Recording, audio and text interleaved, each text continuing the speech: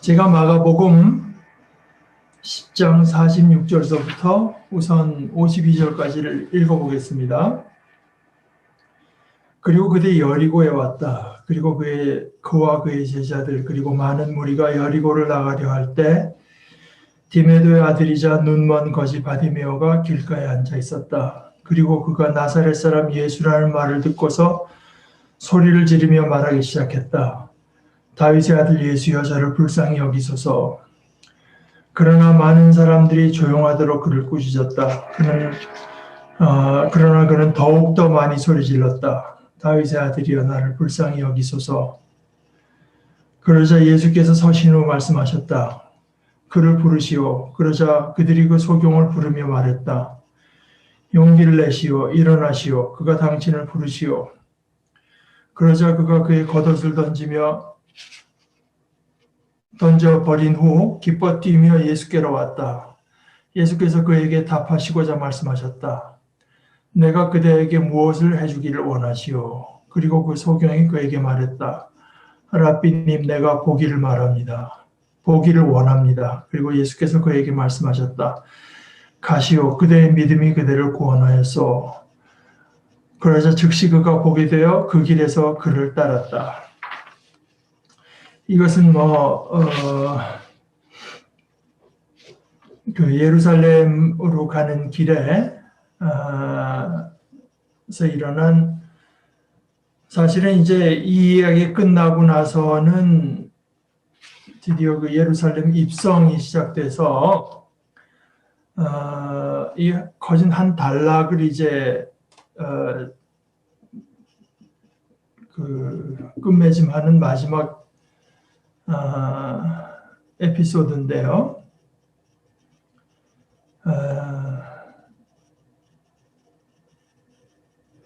역시 이것은 그 예수님도 예수님이고 둘째는 예수를 따르는 그 제자도에 대한 관심이 이제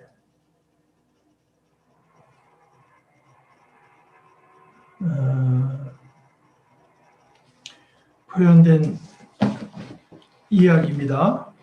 여기 그 길이라고 하는 표현이 이제 자주 나오는 것을 여러분들이 한번 주목해 보셨으면 좋겠습니다. 그 앞에 부자 젊은이의 얘기, 이따 설교에도 등장하겠지만 내게는 한 가지 부족한 것이 있다. 가서 가진 것을 다 팔아서 가난한 사람들에게 주어라. 뭐 이제 그런 얘기를 한 그 에피소드인데, 그것이 그 얘기가 17절에 어떻게 시작되냐 하면은 예수께서 길을 떠나시는데 이제 그 길이라는 얘기가 참 많이 나옵니다. 사실은 그 오늘 46절에서도 그들이 여리고에 왔는데 눈먼 거지 바디메오가 길가에 앉아 있다가 맨 끝에 52절을 보면은 그 길에서 그를 따랐다. 이제 이것이 하여간 그 예루살렘으로 가는 길이라고 하는 것이 이제 강조가 되어 있고요.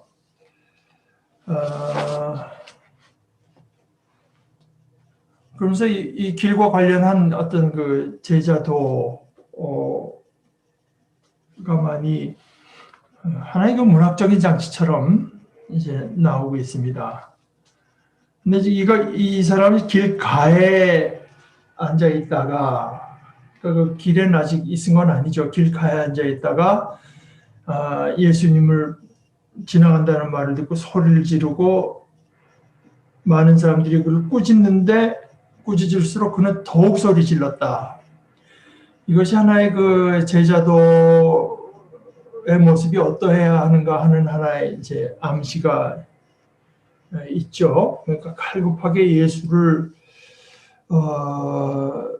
부르고 예수께 나오는 것이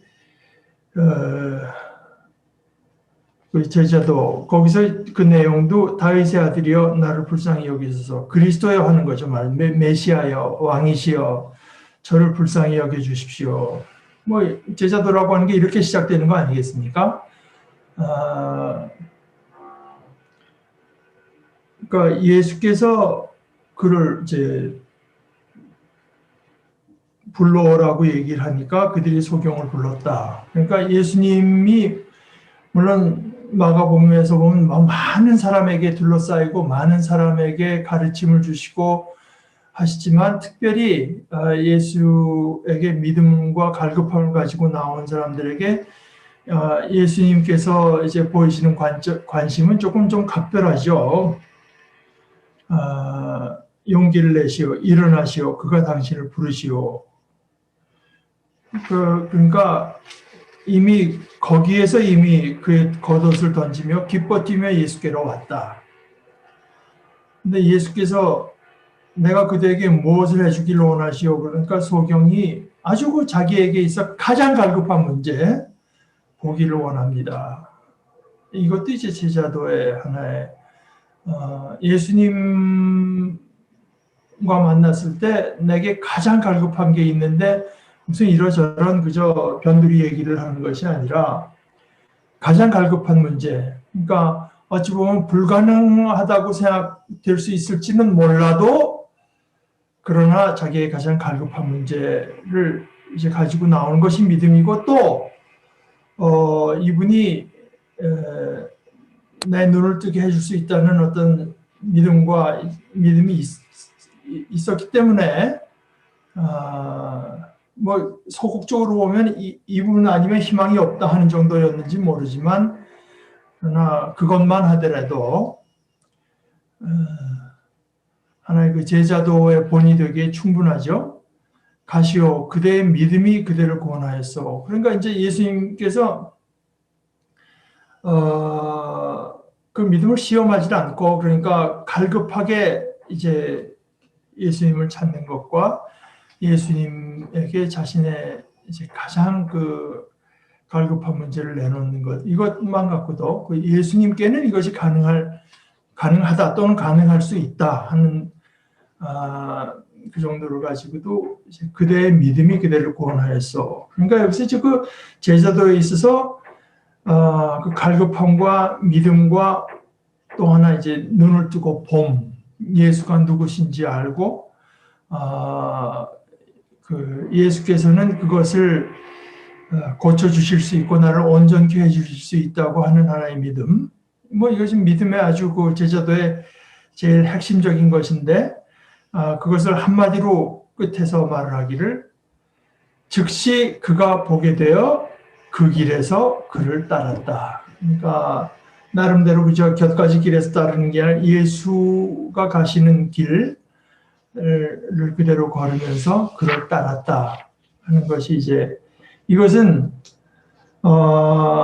이야기만 이렇게 단독으로 떼서 생각할 것이 아니라 그 앞에 이제 제자들의 어떤 몰이해, 그러니까 올라가면 내가 뭘 해주기를 원하는가 할 때 하나는 당신이 영광의 자리에 앉으실 때 하나는 오른편 하나는 왼편 이거를 구하던 그 오랫동안 줄을 따라다니는 제자들과 그냥 단순하게 제 눈을 뜨게 해주십시오 하는 이 맹인과의 하나의 그 대조가 있다고 봐야 되겠죠.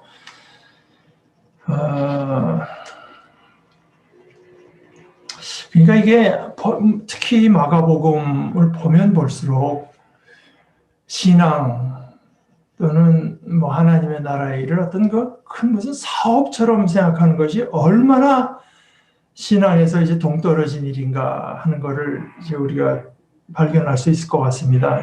그거 제가 여기 그 책이 없어서 인용을 못하지만 이제 그 김교신 씨가 자기의 스승 우치무라에게 배운 것이 이제 바로 그것이다.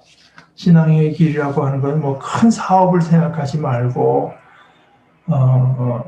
정숙하며 하나님의 뜻에 말없이 순종하는 그것이 신앙의 길이다 하는 이제 이건 언제 한번 제가 서울 올라갈 수 있고 잊어먹지 않으면 제가 인용을 해서 한번 실어놓겠습니다만은 그런 내용과 일치하죠. 그러니까 눈이 뜨고 예수에 대한 고백이 있고 예수에 대한 갈급함이 있고 눈이 뜨고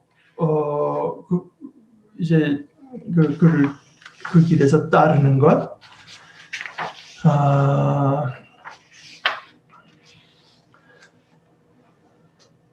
그것을 이제 아까도 말씀드렸지만 대조적으로 예수를 따른다고 생각하고 따르긴 하지만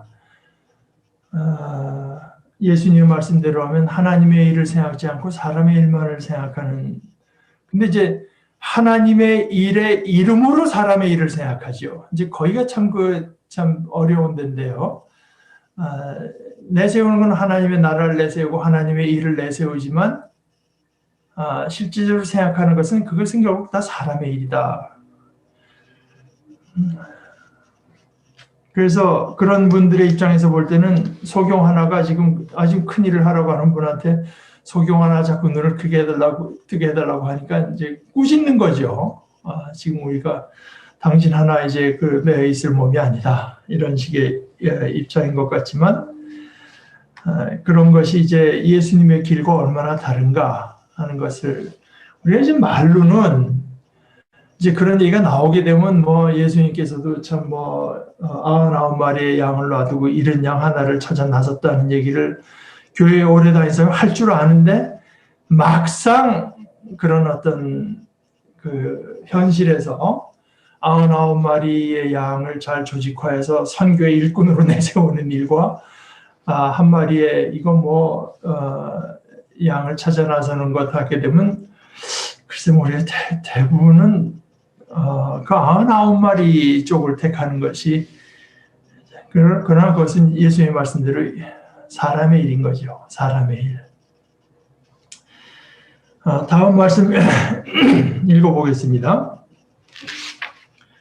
11장 1절로 넘어와서 그리고 그들이 예루살렘과 감람산 근처에 있는 벳바기와 베다니에 가까이 왔을 때 그가 그의 제자들 중 2명을 보내신다. 그리고 그들에게 말씀하셨다. 그대들 맞은편 마을로 가시오. 그리고 그 안에 즉시 들어가면 사람들 중 누구도 아직 타보지 않은 나귀 새끼가 매여 있는 것을 발견할 것이오. 이것을 풀어 몰고 오시오. 그리고 만일 누가 그대들에게 왜 이것을 행하냐 하고 물으면 주께서 그것을 필요로 합니다. 그 후 즉시 그것을 다시 이곳으로 보낼 것입니다. 라고 말하시오. 그리고 그들이 가서 나귀 새끼가 거리 쪽 바깥문 곁에 매여 있는 것을 발견하고 그것을 풀었다. 그때 그곳에 서 있는 사람들 중 어떤 이들이 그에게 말했다. 그 나귀 새끼를 풀어서 무엇하려고 하시오? 그러자 그들이 예수께서 말씀하신 것처럼 그들에게 말했다. 그러자 그들이 그 제자들에게 허락했다. 그러자 그들이 나귀 새끼를 예수께 몰고 와 그들의 겉옷을 그 위에 깔았다. 그런 후 그가 그 위에 앉으셨다. 그리고 많은 사람들이 그들의 겉옷을 길 위에 펼쳤고 다른 사람들은 들판에서 잘 나온 잎이 무성한 가지들을 그 길에 펼쳤다. 그리고 앞선 이들과 뒤따르는 이들이 소리 질렀다. 호산나 복되도다 주의 이름으로 오시는 이여 복되도다 우리 조상 다윗의 왕국을 가져오시는 이여 호산나 가장 높은 곳에서. 그리고 예루살렘과 성전에 들어가신 후 모든 것을 둘러보신 후 시간이 늦었으므로 열둘과 함께 베다니로 나가셨다.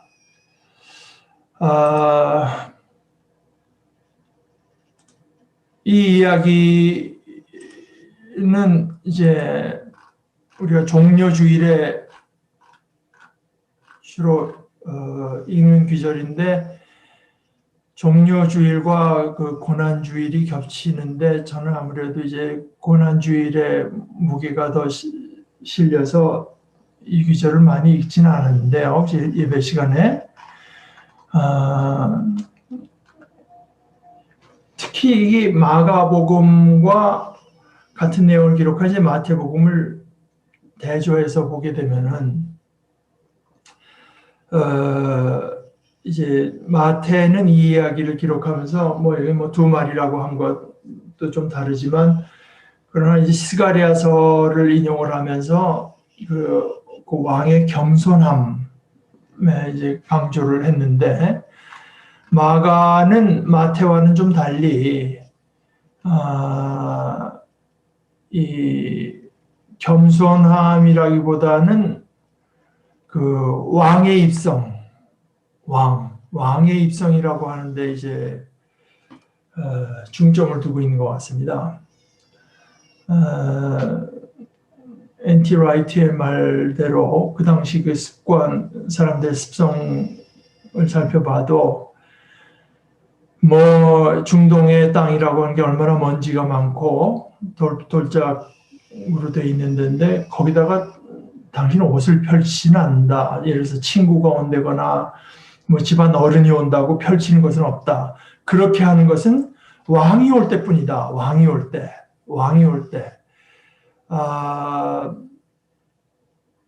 그리고 그 비슷한 일이 이제 있은 것이 예수님 이 일보다 한 200년 전쯤에 유다스 마카베오 유다라고 하는 사람이 자기들을 압제하던 그 시리아의 왕 안티오쿠스 에피파네스를 무찌르고 예루살렘으로 입성하고 성전을 이제 이방인들이 아주 더럽혀놨 성전을 수천하려고 할 때 사람들이 그 종려가지와 또 그 담장이 이것을 이제 흔든 일이 있고 유다는 이제 그렇게 입성해가지고 100년 동안을 이제 다스린 이야기가 그 우리 외경으로 보는 마카비서에 기록되어 있어서 이것은 뭐 틀림없이 그저 왕을 맞이하는 장면인 것이 틀림없고요. 또 이것이 예를 들어서 그 인용한 구절이 시편 118편 25, 26절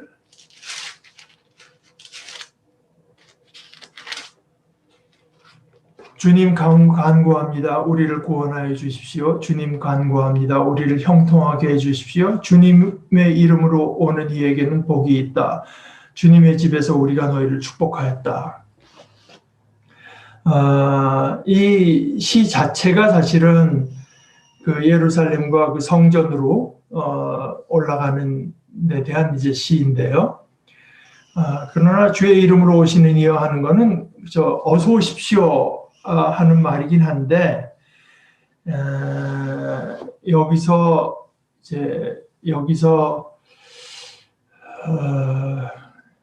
역시 우리가 그 탈정치적인 해석을 일부러 모든 걸 정치적인 걸 피하고 해석하려는 그 태도만 이제 가지지 않는다면 여기서 사실은 우리 조상 다윗의 왕국을 가져오시는 이여 하는 말은 특히 로마 사람들이 보기엔 굉장히 위험한 발언인 것을 이제 우리가 알 수가 있습니다. 그 앞에 바디메어도 이제 다윗의 자손이라고 하는 말을 했죠. 그러니까 이것은 로마가 절대로 반길 리가 없는 이제 그런 외침들인데요. 그런데 이 이야기가 아주 사실 어떻게 보면은 뭐 그것도 인상적이지만요. 왕으로서 물론 입성하시는 것입니다. 그런데 왕으로 입성하시는데 어찌 보면 더 인상적인 것은 그 뒤의 이야기 그리고 예루살렘과 성전에 들어가신 후 모든 것을 둘러보신 후 시간이 늦었으므로 열둘과 함께 베다니로 나가셨다. 참이 맥이 풀리지 않습니까? 왕으로 들어갔는데 이제 이런 것들 그러니까 이것은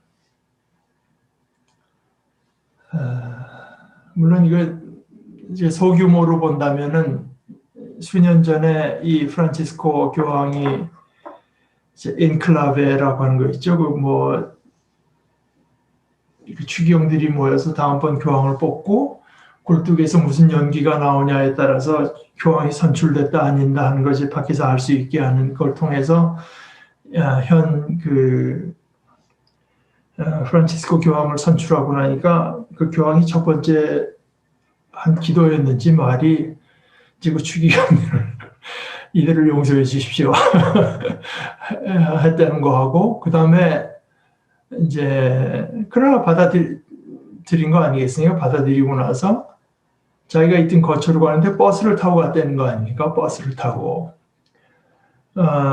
그것이 이제 하나의 뭐 이걸 생각해서는 아니겠지만 그 하나의 그 영성이라고 하는 것이, 그러니까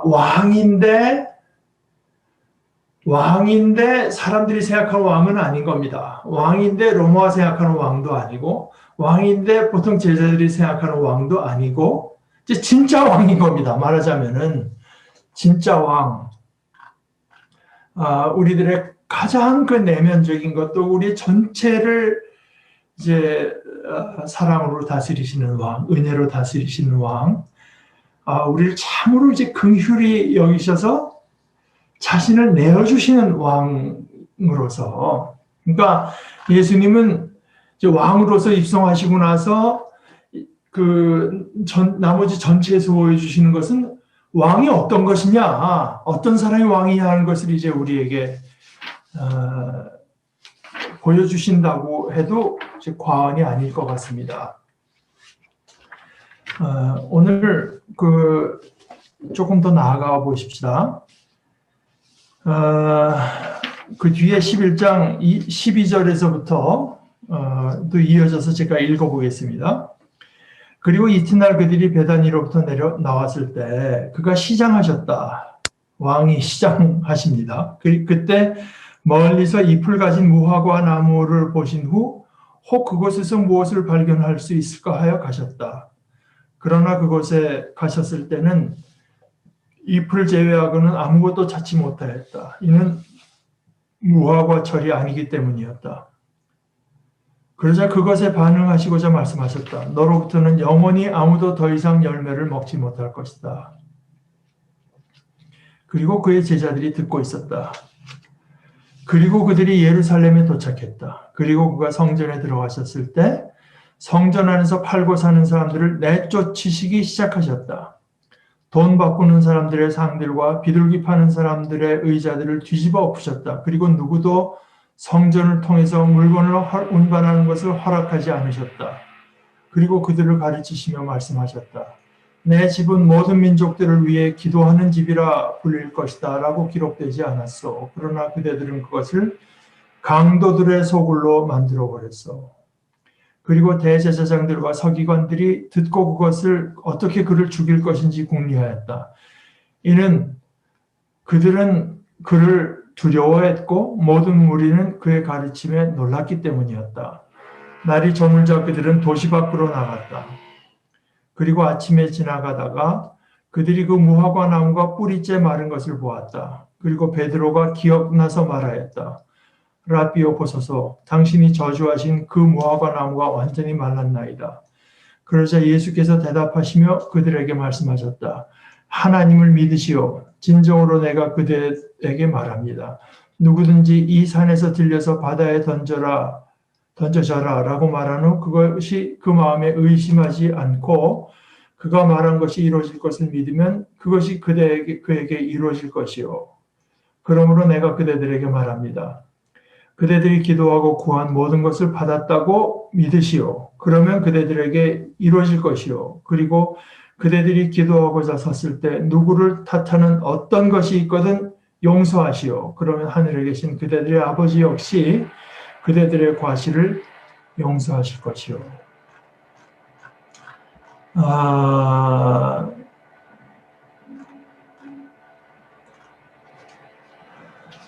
이 이야기는 사실 이제 그 책 중에도 뭐 성경에 나온 그 이해하기 어려운 이야기들 뭐 이런 책도 있습니다만은 그 중에 하나에 이제 속할 수밖에 없죠. 아니 시장했는데 뭐 혹시 드실 게 있나 해서 갔더니 잎밖에 없고는 조그만 무화과 자체도 없었다. 그런데 그 다음에 말이 이는 무화과철이 아니기 때문이었다.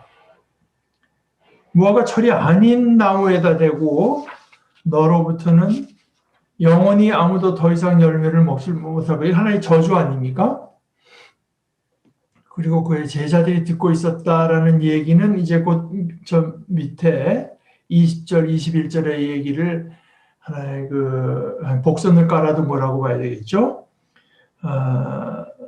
그 다음날 아침에 이제 다시 가다가 하루 사이에 무화과 나무가 뿌리째 마른 것을, 이게 뭐 있을 수 없는 일 아닙니까?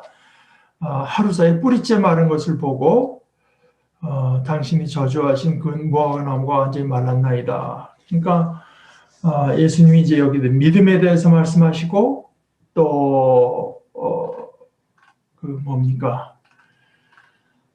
용서에 대해서 말씀 이제 하시는데요. 이것이 대표적으로 마가에서 제가 언제 말씀드린 이제 마르칸 샌드위치, 마가의 샌드위치에서 무화과 나무 이야기가 있고 성전 이야기가 나오고 무화과, 이 아주 대표적인, 그러니까 이 두 무화과 투 파트로 된 이 무화과 이야기가 성전의 이야기가 연결이 돼서 이제 해석을 하게 되는 거죠. 이 성전, 그러니까 이거 뭐겠습니까? 지금 무화과 나무는 예수님께서 먹은 무화과 나무에 대해서 배가 고픈데 짜증이 나서 화가 나서 했다기보다 우리 함석헌 선생의 말대로 우리 주님이 그런 분 아니고 우리가 다 알고 그런 것이 아니라 뭔가 지금 하나의 그 비유적인 행동, 그 상징적인 행동, 그러니까 구약의 예언자들이 이제 하나의 그 상징적인 행동을 한 것과 같은 하나의 상징적인 행동이라고 볼 수가 있는데 이것이 그 성전에서 행해진 것과 연결시켜서 이해하는 것이 좋겠다.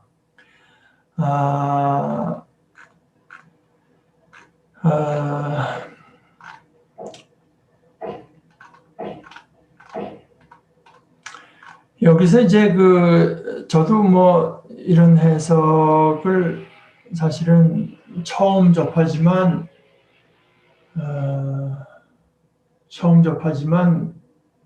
상당히 그 일리가 있다고 생각되는 해석을 제가 여러분들께 한번 좀 말씀드려 보겠습니다. 그러니까 이것이 참 하나님께 대한 경건과 기도에 이제 쓰여져야 될 성경이 그 상업 이익을 추구하는 행위와 결탁이 된 데 대한 예수님의 어떤 그 분노다. 이런 면도 있는 건 사실이다. 그러나 여기 이제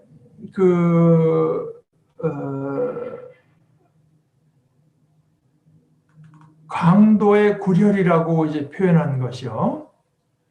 영어 이제 브리겐스 케이브라고 번역했는데요.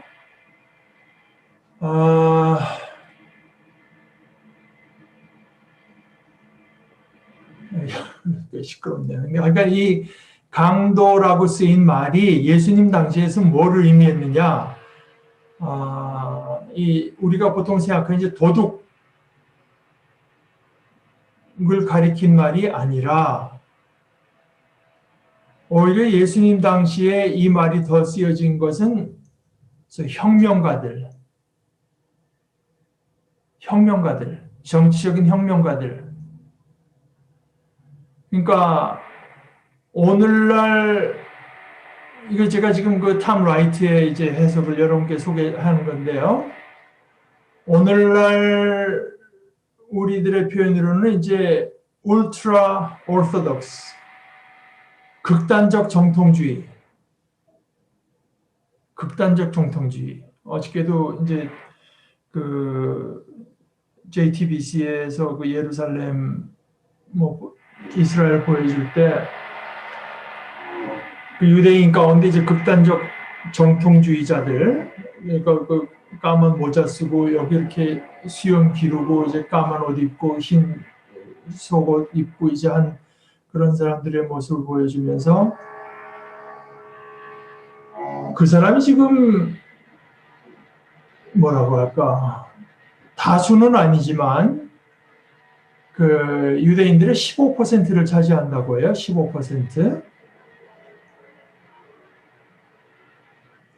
그런데 이 사람들은 지금 이스라엘이라는 국가를 인정 안 하고 있답니다. 그러니까 메시아가 아직도 오지 않았고 이제 메시아 다윗의 자손이 와서 세우는 나라가 진짜 유대인의 나라고 이거는 인간들이 만든 나라라서 그래서 이게 사실 이스라엘 정부로서도 약간 골칫거리라고 이제 하는데 근데 그러한 사람들은 어떤 면에서 굉장히 그 민족적이고 이제 국수주의적인 그리고 그것을 이제 실현시키기 위해서 폭력도 행사할 생각을 하고 있는 사람들.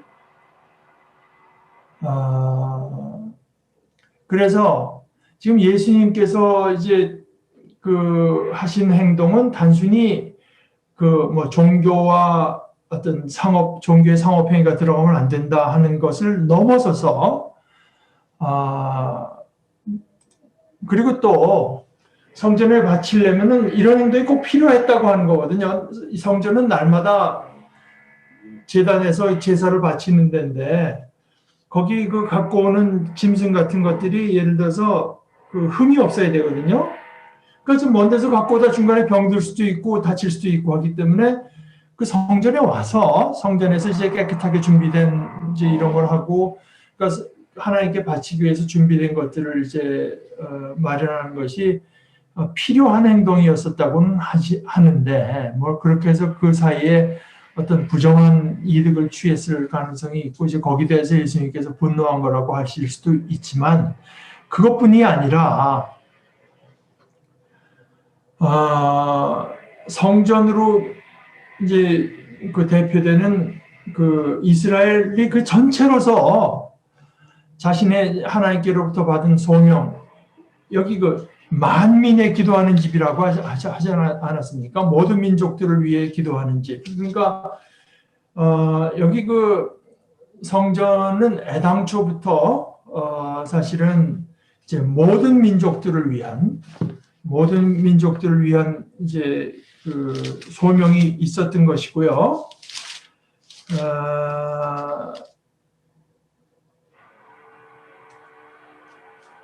열왕기상 8장 27절에 보면은 사실은 성전에 이제 처음 세울 때 솔로몬이 기도할 때도 그러나 하나님께서 땅 위에 계시기를 우리가 어찌 바라겠습니까? 저 하늘 위의 하늘이라도 주님을 모시기에 부족할 터인데 제가 지은 이 성전이야 더 말하여 무엇하겠습니까? 이 성전 자체가 하나의 그 자체로서 무슨 뭐 하나님을 모시기에 충분한 집이다 하는 생각은 이제 애당초 없었던 것인데 그러나 그 이스라엘 사람들에게 성전이 그 이스라엘인들의 신앙에서 차지하는 위치는 뭐 너무나 중심적이고 이제 엄청났죠 당연히. 그런데 그러니까 성전은 이스라엘의 경건의 이제 하나의 상징이고 포인트라고 할 수가 있는데 그 성전에서 이런 그 이스라엘 사람들이 가장 거룩하게 여기고 이스라엘의 경건이 가장 잘 집약돼서 표현됐다는 그곳에서 예수님께서 하신 행동은 이스라엘이 그 전체로서 이 세상을 위해서 이제 택하심 받은 거라고 하는 걸 잊어버리고 자기 그 이스라엘이라는 다윗의 자손 옛날 하나의 그 왕조 때 실현됐던 이스라엘의 나라 그리고 이스라엘이 아닌 다른 나라들은 자기들이 밝혀야 될 함께 복을 나눠야 될 대상이 아니라 자기들을 통해서 하나님의 복을 받을 대상이 아니라 하나의 저주를 받게 되어 있는 대상으로 여기던 데 대한 예수님의 상징적인 행동이다.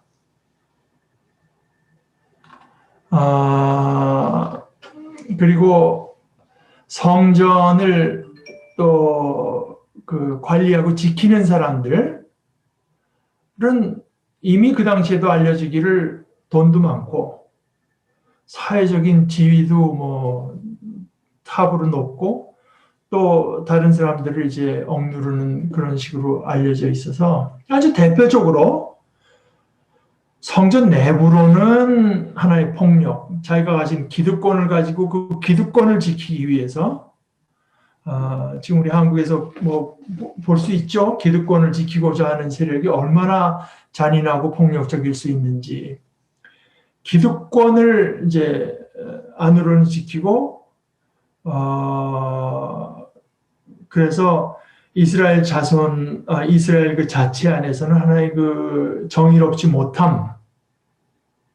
구약에서 뭐 여러 번 말씀하신 것이 가난한 자, 고아와 과부들에게 정의를 행하여 그들을 돌봐주려는 뜻인데요.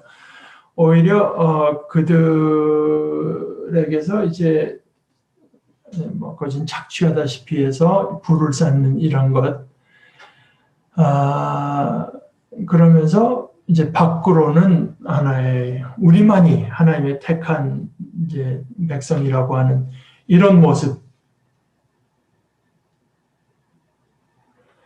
그래서 이것이 말하자면 잎만 무성한 무화과나무.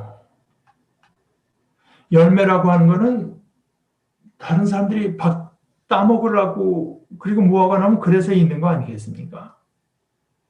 근데 뭐 화려하고 이쁜 무성한데 열매가 없다.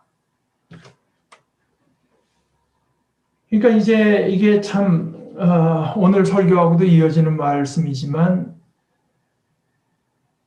사실 우리 기독교적인 가치관과 인생관에서 볼 때 우리의 인생은 나의 자아 실현, 자신을 꽃 피우라고 주어진 것이 아니라 열매를 맺으라고 이제 주신 것인데요. 열매가 없다. 그래서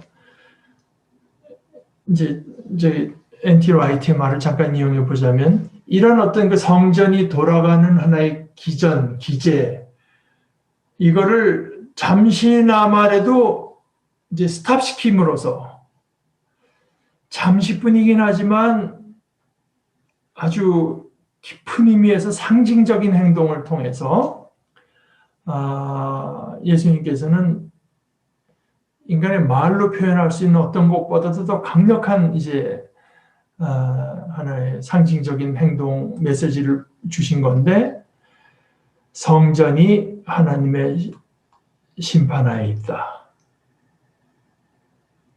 그 성전이라고 하는 것이 하나님의 뜻을 받들어서 성전은 성전 자체를 위해서 존재하는 것이 결코 아니라, 지금도 우리가 뭐 교회에 대해서 말하면 듣기 싫어하고 교회를 회방한다고 하지만 교회도 그렇지 않습니까? 교회도 교회를 위해서, 교회가 뭐 잘 되라고 위해서 있는 것이 아니라,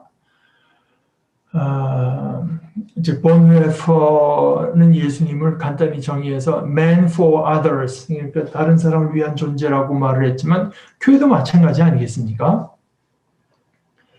그것을 통해서 다른 사람들이 이제 복을 받아야 되거든요. 아브라함을 부를 때도 그거 아니었어요? 네가 다른 사람들에게 복이 될지라. 저는 늘 말씀드리지만 그 성지라고 하는 것,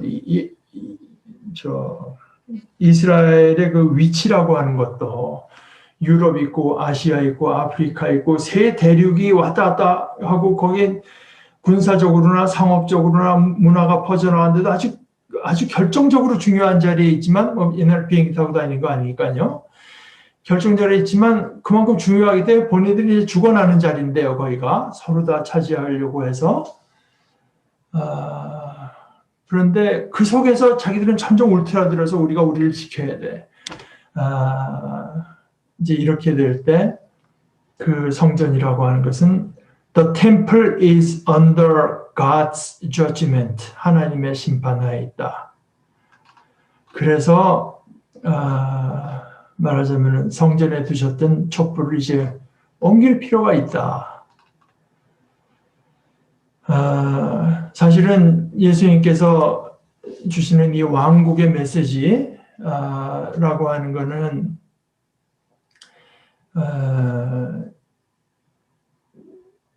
이 어떤 그 혁명가들 그저 자신들만이 하나님께 택한 백성이고 이것을 지키기 위해서는 폭력적인 방법도 쓸 수밖에 없다. 라고 하는 데 대해서 예수님은 저 거듭거듭 나중에 이제 14장에 가서 마가의 다락방에서 말씀하실 때도 그렇고 여기서도 그렇고 많은 사람들을 위한 대속물로 자기 자신을 내어주러 오신 그 생명을 내어주러 오셨다라고 할 때 이게 다 제사의 그 희생 제사 용어를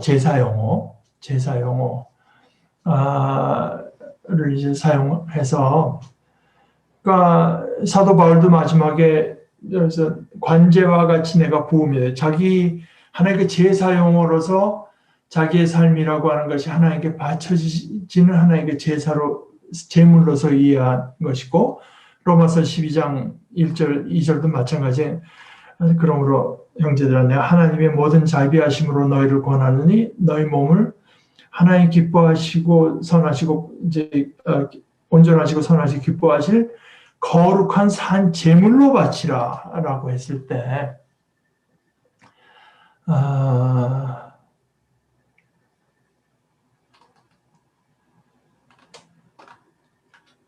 이것이 이제 예수님께서 자기 자신을 희생 제물로 바치는 길에서 하나의 그 일관성 있게 이어지는 하나의 내용이라고 이제 볼 수 있습니다. 그런데 그런 이제 예수님께서 말씀하신 참 이스라엘 됨, 참 성전 됨, 뭐 포함해서 참 제자 됨의 핵심은 역시 믿음과 용서. 그러니까 하나님의 나라라고 하는 것은 뭐 잘 조직하고 뭐 촛불 들고 나가서 뭐 이렇게 해서 세워지는 나라가 아니라 뭐 그런 것은 이제 필요하긴 하지만 그렇다고 해서 그것으로 하나님의 나라가 세워지는 것은 결국 우리가 정말 마음속으로 이제 진정으로 추구하는 것은 그 모든 것 속에 이제 용서가 있느냐, 용서. 그리고 하나님께서 하시는 일이다. 뭐 우리가 그러니까 이제 제가 늘 말씀드린 대로 신앙의 길이라고 하는 것은 사실 일희일비하지 말아야 되죠. 이거 되는 것 같은데 안 되는 것 같은데 뭐 하나님께서 하시는 일이 있거든요. 안 되는 것 같은 것 속에서도 하나님께서 이루시는 일이 있고 또 뭐 된다고 해서 꼭 하나님의 뭐 뭔가 일을 이루시는 것과 그것이 동일시되는 것도 아니고 이제 하나님께서 그러니까 거기는 믿음이 필요하고요. 이 세상에 뭐 많은 일이 일어나고 뭐 말도 안 되는 일이 일어나는 것 같은 속에서도 하나님의 그 정의와 이제 공평의 나라가 선다, 의와 진리의 나라가 선다 하는 것을 믿으면 그 믿는 믿음이 필요. 하나님께서는 하나님의 일을 반드시 이루신다고 하는 것을 우리가 믿고 우리는 이제 그 용서함으로 그 일에 동참한다.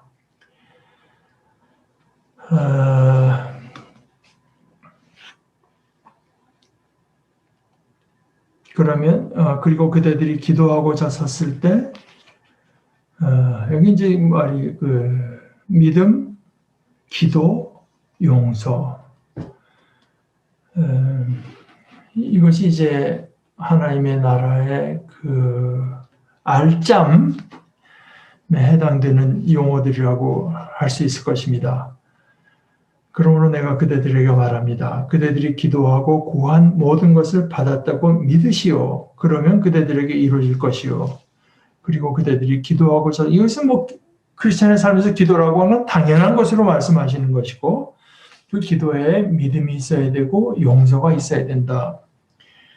기도하고자 섰을 때 누구를 탓하는 어떤 것이 있거든 용서하시오. 그러면 하늘에 계신 그대들의 아버지 역시 그대들의 과실을 용서할 것이요. 그대들 자신도 용서의 대상이 아닙니까? 용서받아야 될 사람들이 아닙니까? 그리고 그 하나님의 용서가 이제 모든 사람들에게 미치는 거기에 그 하나님 나라의 핵심이 있는 것이고, 근데 이것이 이제 그 당시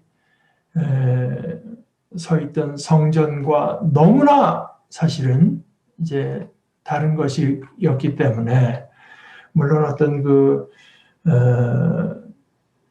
뭐 경건을 말한다고 하면서 사실은 그 돈을 추구하는 뭐 이런 것에 대한 경고야 예수님의 말씀이고 당연히 그건 우리가 놓칠 수 없는 부분이지만 이제 그것을 넘어서서 예수님께서 말씀하시고자 하시는 것은 전혀 다른 차원의 어떤 존재의 의미,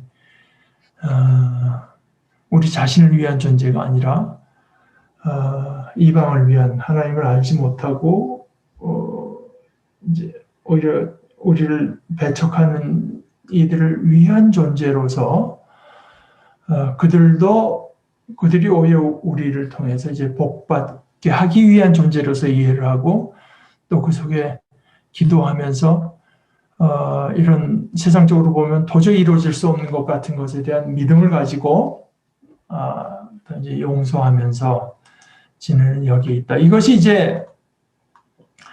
이것이 예수님께서 그 왕권, 예수님의 그 왕권을 어떻게 이제 이해하고 계신가? 예수님께서 보여주시는 왕권이라고 하는 것은 왕은 어떤 것인가? 이제 십자가에 달리시는 데까지 그대로 하나의 그 일관성 있게 이어지는 이제 내용이 되겠습니다.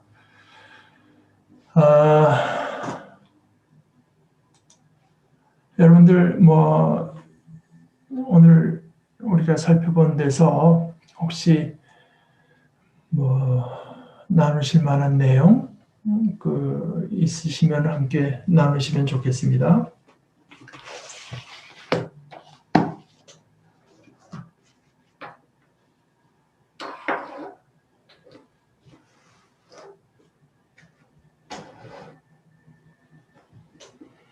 네, 그것이 없으시면 우리 기도하고 좀 브레이크를 가졌다가 예배 시작하도록 하십시다.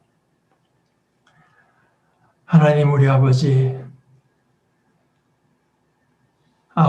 나라가 임하시기를 저희가 기도합니다. 저희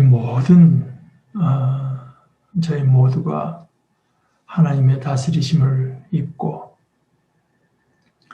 하나님의 자비하심을 구하고, 하나님께서는 이 복된 나라를 반드시 이루실 것을 믿고 그리스도를 본받아 용서하며 섬기는 가운데 아버지께서 이루시는 일에 대한 저희의 믿음을 더해가는 복된 자녀들이 되도록 아버지께서 저희 하나하나를 다 주장하여 주시옵소서.